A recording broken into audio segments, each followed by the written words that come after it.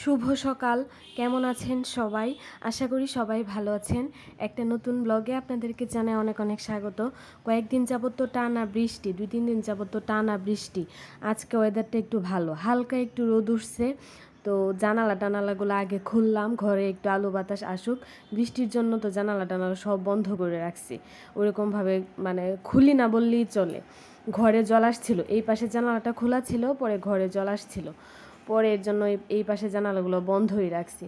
আর এইদিকে আমার অনেক কাপড় চোপড় জমছে, 2-3 দিন যাবত বৃষ্টি হওয়াতে কাপড় চোপড় জমছে, ধুইতে পারতেছি না, কারণ ধুইলে কই নাড়বো, শুকাবে না, সব মিলায় অনেকগুলো কাপড় জমছে। তো এখন সবগুলো একসাথে আমার পক্ষে ধোয়া সম্ভব না, কয়েকটা ধুয়ে দিব, তো কয়েকটা কাপড় ভিজাই দিলাম আর কি ডিটারজেন্ট দিয়ে। আর এদিকে এখনও বিছানা গুছানো হয়েছে না, এই যে এখন আর কি গুছাবো। আর খাটের যে মানে মাথাটা আছে এগুলা পরিষ্কার করব, অনেক ধুলা পড়ছে, ময়লা হয়েছে, হাত লাগছিল আর কি আমার। আমি কিন্তু 2-3 দিন 4-5 দিন পর পরই পরিষ্কার করি, মাত্র একটু হাত লাগছে আর কি।